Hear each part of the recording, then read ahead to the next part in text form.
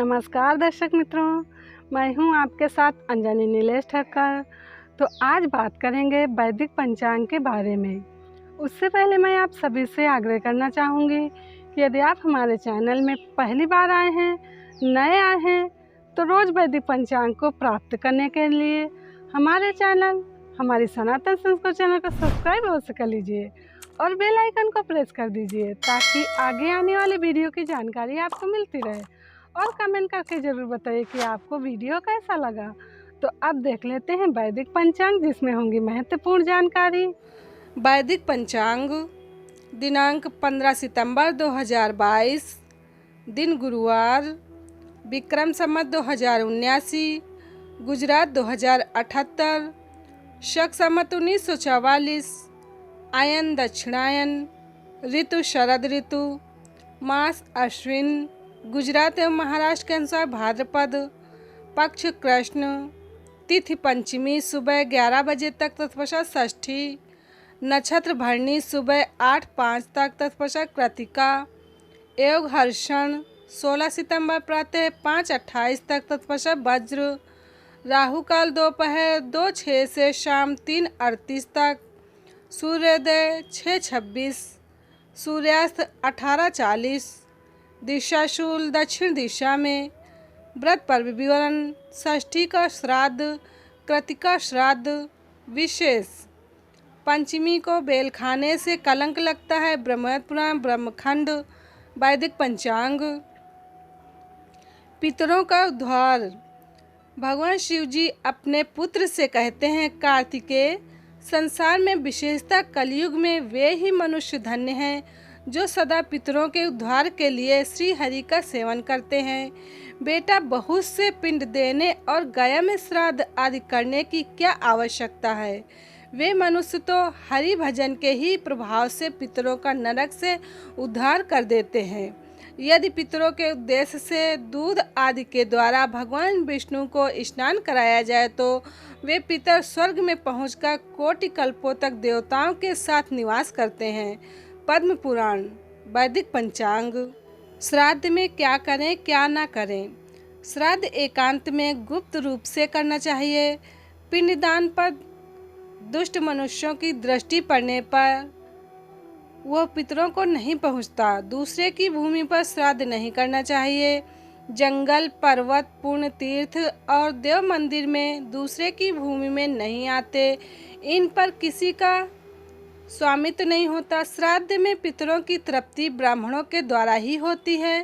श्राद्ध के अवसर पर ब्राह्मण को निमंत्रित करना आवश्यक है। जो बिना ब्राह्मण के श्राद्ध करता है उसके घर पितर भोजन नहीं करते तथा श्राप देकर लौट जाते हैं। ब्राह्मणहीन श्राद्ध करने से मनुष्य महापापी होता है। पद्म पुराण, कूर्म पुराण, स्कंद पुराण।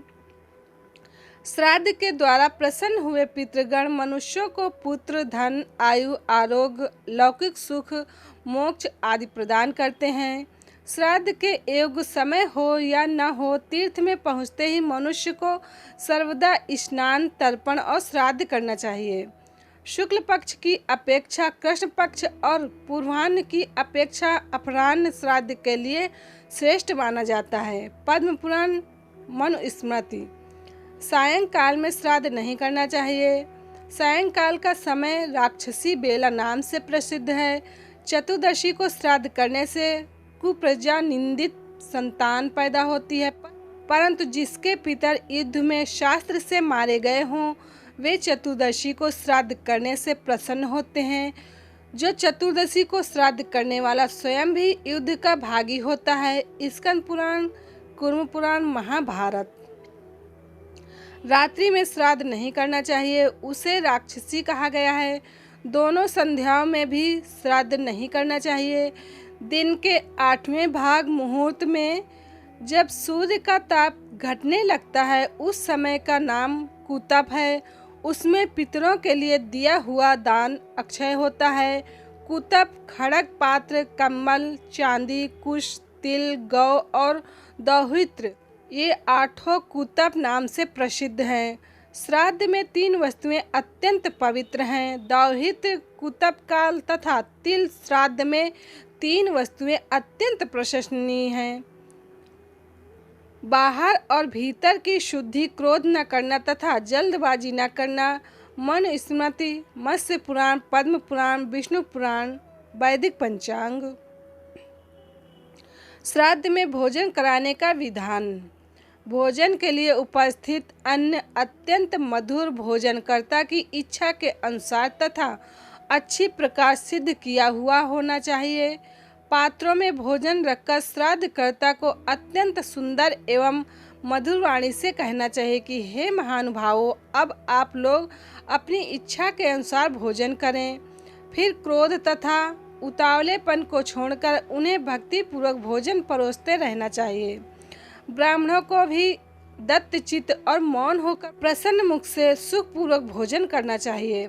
लहसुन, गाजर, प्याज, करम्ब, दही, मिला हुआ आटा या अन्य भोज्य पदार्थ आदि वस्तुएं जो रस और गंध से युक्त हैं, श्राद्ध कर्म में निषिद्ध हैं। वायु पुराण।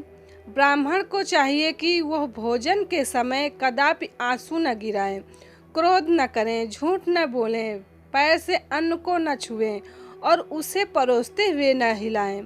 आंसू गिराने से श्राद्धान भूतों को, क्रोध करने से शत्रुओं को, झूठ बोलने से कुत्तों को, पैर छुआने से राक्षसों को और उछालने से पापियों को प्राप्त होता है। मनुस्मृति। जब तक अन्न गर्म रहता है और ब्राह्मण मौन होकर भोजन करते हैं, भोज्य पदार्थों के गुण नहीं बतलाते, तब तक पितर भोजन करते हैं। सिर में पगड़ी बांधकर या दक्षिण की ओर मुख करके या खड़ाऊ पहनकर जो भोजन किया जाता है उसे राक्षस खा जाते हैं। मनुस्मृति। भोजन करते हुए ब्राह्मणों पर चांडाल, सुअर, मुर्गा, कुत्ता, रजस्वला स्त्री और नपुंसक की दृष्टि नहीं पड़नी चाहिए।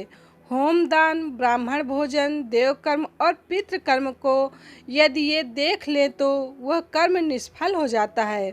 सुअर के सूंघने से, मुर्गी के पंख की हवा लगने से, कुत्ते के देखने से और शूद्र के छूने से श्राद्धान्न निष्फल हो जाता है।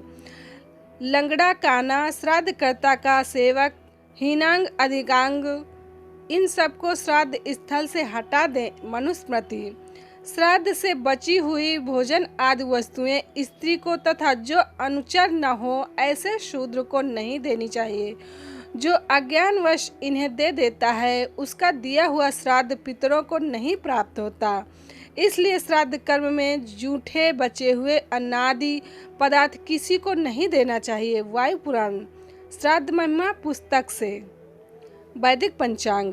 वैदिक पंचांग संपादक अंजनी नीलेश ठक्कर। वैदिक पंचांग प्रकाशित स्थल सूरत शहर, गुजरात। वैदिक पंचांग। तो अब यहीं पे मैं अपनी वाणी को विराम दूंगी। कल फिर मिलेंगे वैदिक पंचांग को लेकर, जिसमें होंगी महत्वपूर्ण जानकारी। तब तक के लिए नमस्कार।